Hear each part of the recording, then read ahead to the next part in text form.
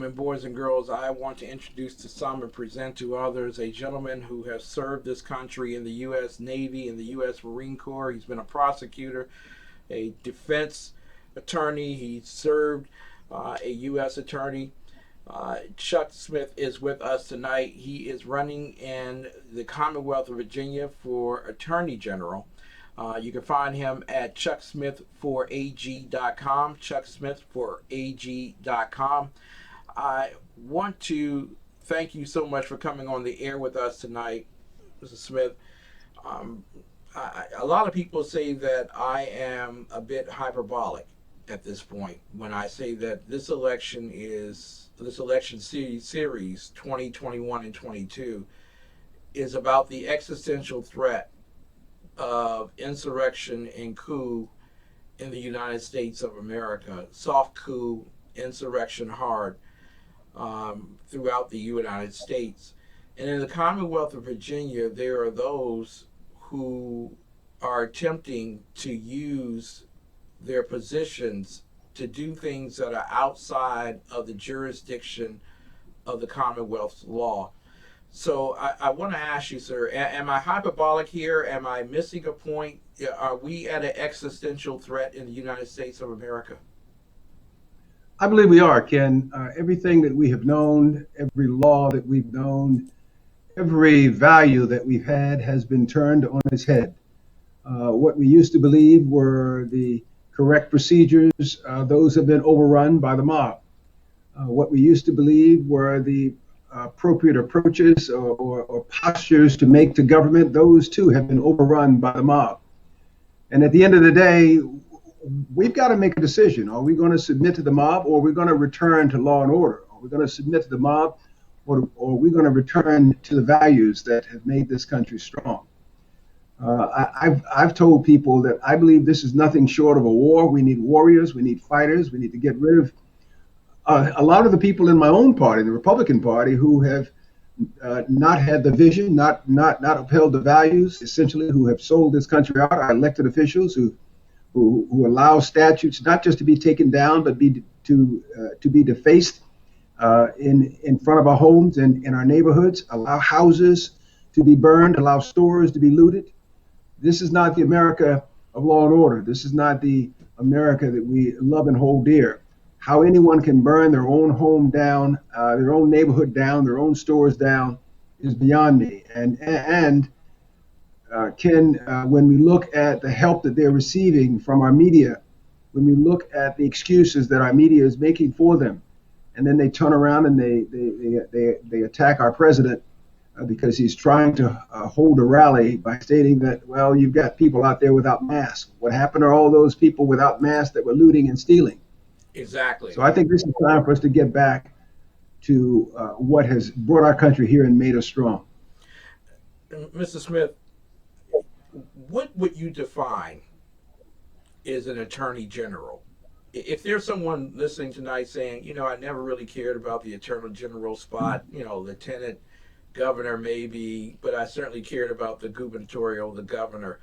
What is the role of the attorney general in the Commonwealth of Virginia? So here's the thing, Ken. The Attorney General represents the agencies. He represents the governor. He also represents the General Assembly. But the one essential, the one overriding theme that I think is of value to not just Virginia, but to this country, the Attorney Generals of the state uphold the Constitution. They are the barrier between unconstitutionality and constitutionality. They're the ones that stand up for the Constitution, and they challenge laws that are in violation of the Constitution, and they take people to court or not who are in violation of the Constitution. I believe what we see happening in America today, where people want to override our Constitution, suspend our Second Amendment rights, suspend our First Amendment rights, suspend our Fourth Amendment rights, and just walk through the first 10 amendments of the Bill of Rights, I think that's a doggone shame. That's not what we were guaranteed. That those are not the values that we've held dear. And I think it's up to the Attorney General in each of the states to stand up, if for nothing else, stand up for the United States Constitution. That is the oath that they all took. That is the oath, in fact, that all elected officials throughout the United States take. And that is, I think, something that's extremely important for an Attorney General. Now, My we Go have ahead. all suffered during the COVID-19 Wuhan flu period in the United States when everyone says that we were going to flatten the curve, per se, which, in my opinion, makes it a longer, lengthy process to actually deal with the disease or the virus. Um, there was one First Amendment issue that was felt around the country, and that was the shutting down of churches. Um, you could not worship at a church, but you could go to the liquor store and pick up a bottle of Hennessy. You could go That's to the right. Walmart and buy a flower pot because there was no tissue there.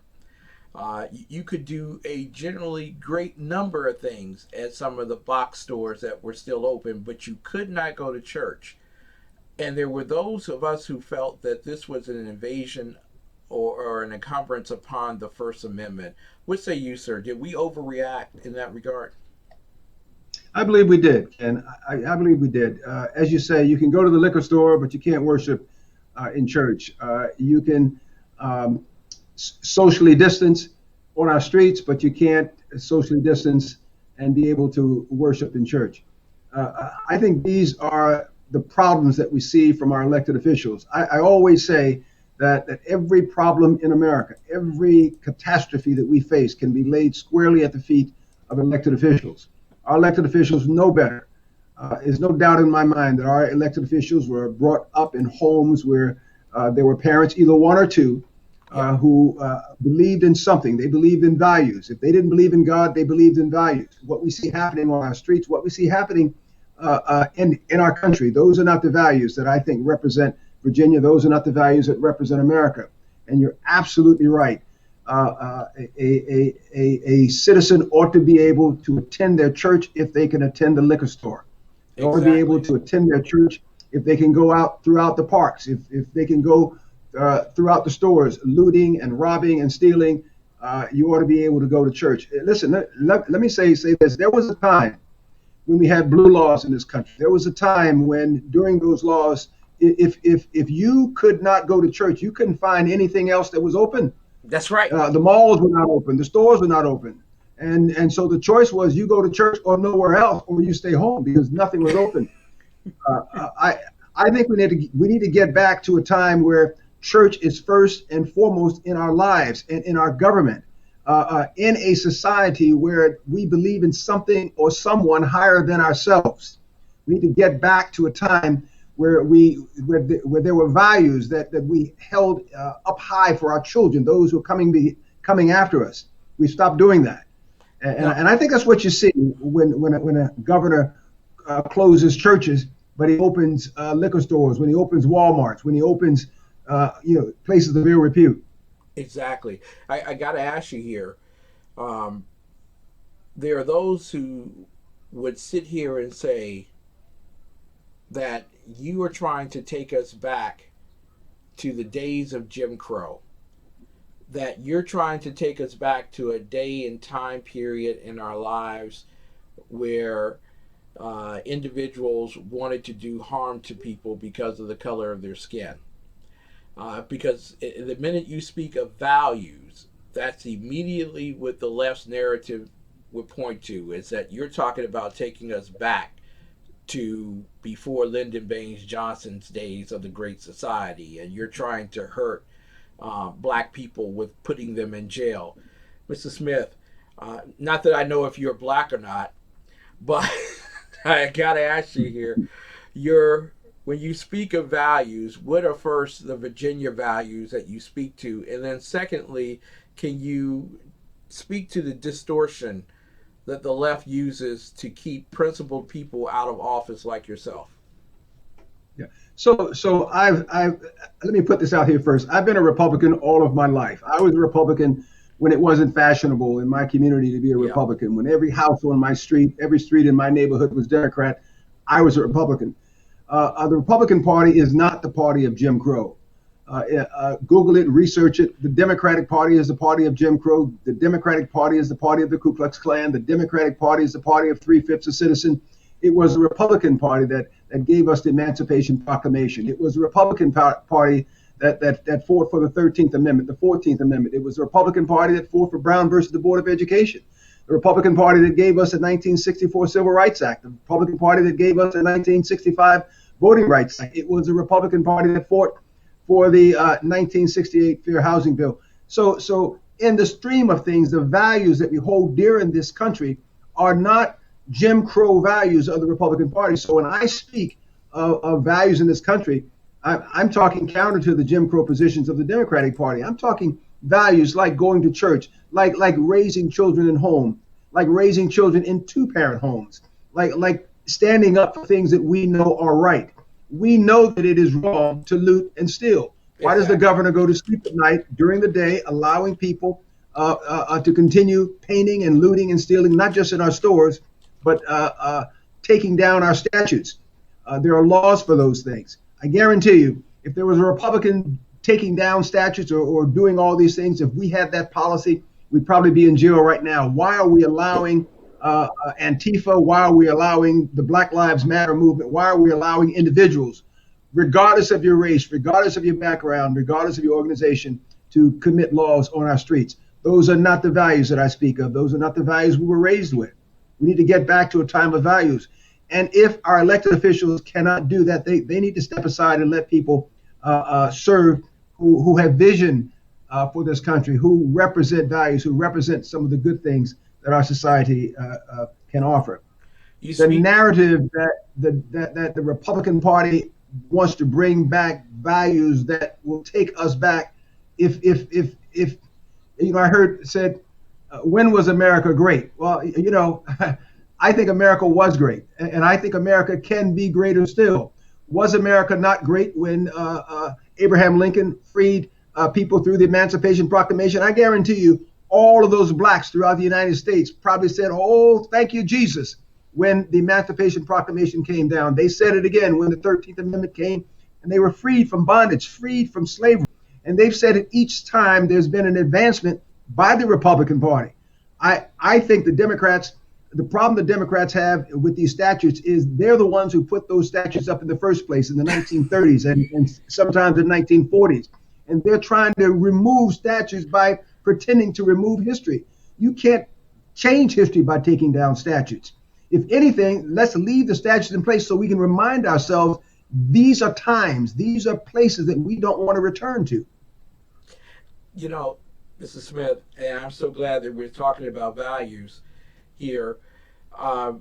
There are those who in the Commonwealth of Virginia were told by the governor that they would have to wear a mask if they were to go into a public building. However, according to federal law, an individual who has a concealed carry license cannot wear a mask. Hence, you either surrender the Second Amendment if you obey the governor, or you just don't get the food that you want or be able to get the goods that you need from your local places of work or a grocer.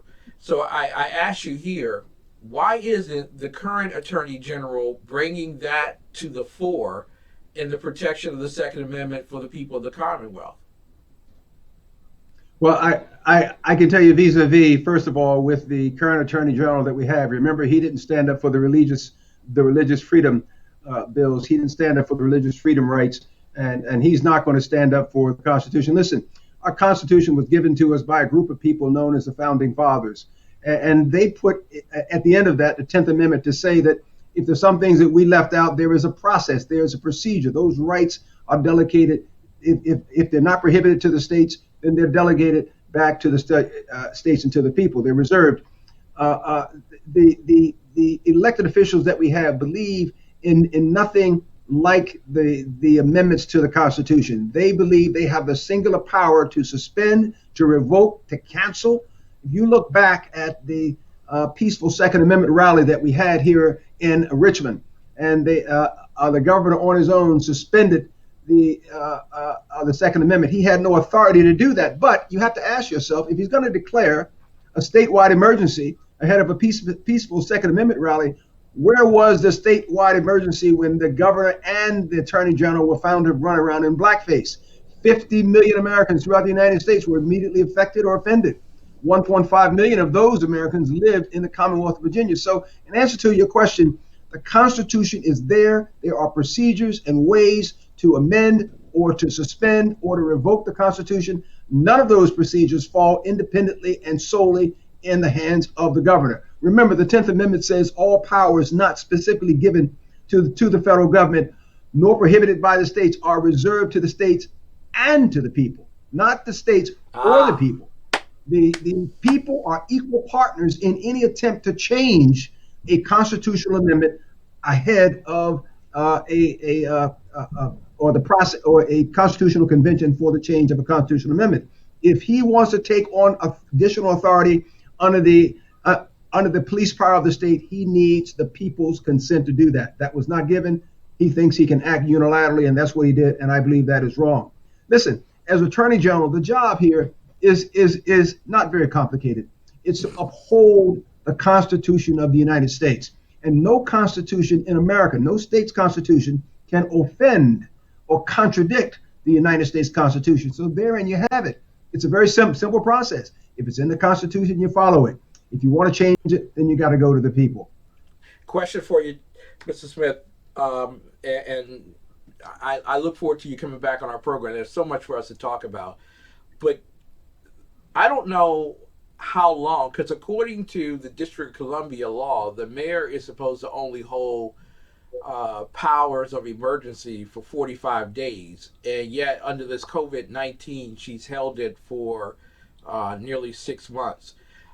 And I don't know what the law is in the Commonwealth of Virginia of the exact duration of a emergency, but do you believe that the governor, has acted constitutionally during the process of administering not only justice but his executive role during this particular COVID-19?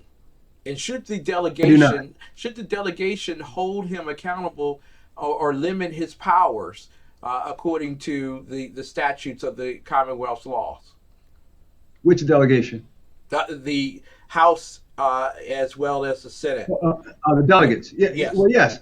Listen, we have, as far as the Constitution is concerned, weak elected officials, people who seem not to have any spine when it comes to defending what the law is.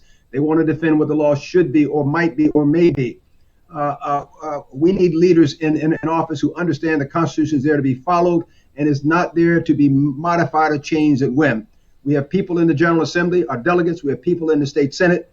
On the Republican side, for whatever reason, just for years, we've been telling them over and over, you cannot continue down the path of ignoring the Constitution. And as far as the Democrats are concerned, we've been telling them that you cannot continue to run sail over the Constitution. At some point, it's going to come back to hurt you. Laws are not being enforced. It should be enforced.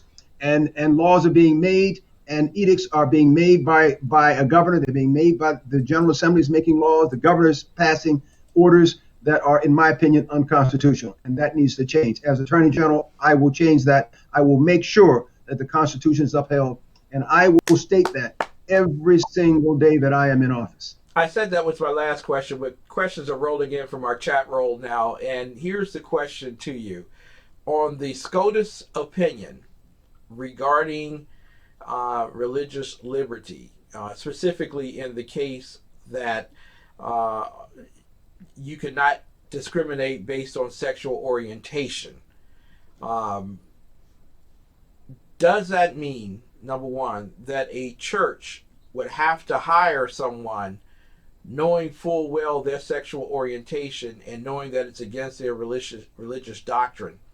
And then secondly, if that is the case, which would you uphold, the religious liberty or the SCOTUS opinion? Okay.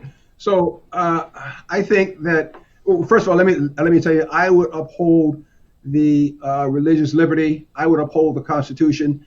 I think the court went far afield. I think the dissent on the court noted that they went far afield. The question was not what should the Constitution be, where should we where should it have advanced? The question, the singular question for the court, a court of interpretation, is what is the Constitution now?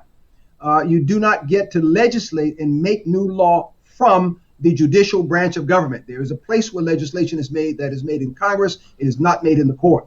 And I think what the court did, in my opinion, was wrong. And of course, we have no appeal to that decision. But I think attorney generals throughout the country should be mindful of that. We saw on the religious liberty side, our own attorney general, when he had an opportunity to stand up for the Constitution, Mr. Herring decided no, he was not going to stand up for the Constitution, and that was wrong. Chuck Smith will stand up for Virginia's Constitution because it represents all the people. I ask the question all the time. If no one stands up for the Constitution, who is the attorney general for the people who believe in the Constitution, for Virginians in this particular case?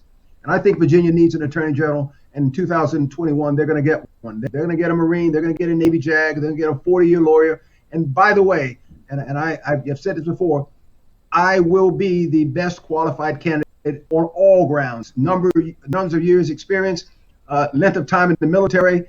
Also, I will be number one on the time that I've spent in the Republican Party. I've been the chairman of the Virginia Beach Republican Party. These are values that we take with us. What has happened, Ken, elected officials, somehow they've just lost their mind when they got elected. Yes. These are the things that need to change. We need to stop that, and we need new people in office. Otherwise, this country is really going to go down, and it's going to go down. Chuck Smith running for Attorney General in the Commonwealth of Virginia.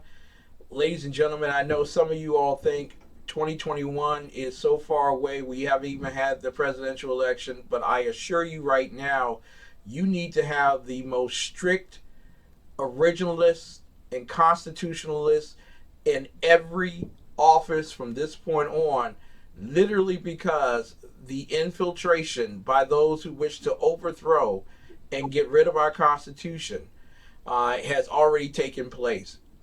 Chuck Smith needs to be your Attorney General in the Commonwealth of Virginia. And while he hasn't asked for my endorsement, I've read his material, I support his campaign, and I'm endorsing Chuck Smith for the Attorney General role. He is a strict constructionist. You need that guy right there. That's the man that you want in the Commonwealth of Virginia. Because if you really believe that the current Attorney General is going to uphold your Second Amendment, you got another thing coming. It ain't going to happen. It's not going to happen. Chuck, not going to happen. How can people support you? How can people promote your campaign? Are you having any events that are coming up that people should know about? This won't be the last time you're coming on our program. You'll be back next month. But how can people get you the support that you need at this point? Okay, so Chuck Smith for the number 4 AG.com. Chuck Smith for AG.com.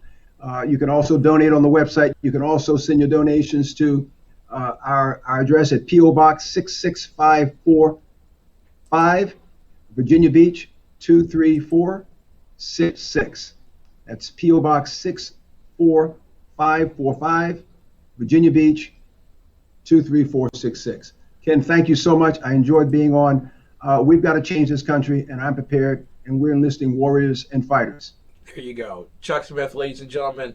Listen, if you don't understand how important this election is, understand that it took rules and regulations, statutes and laws and ordinances in order to put up a statue, but it only took a mob to tear it down.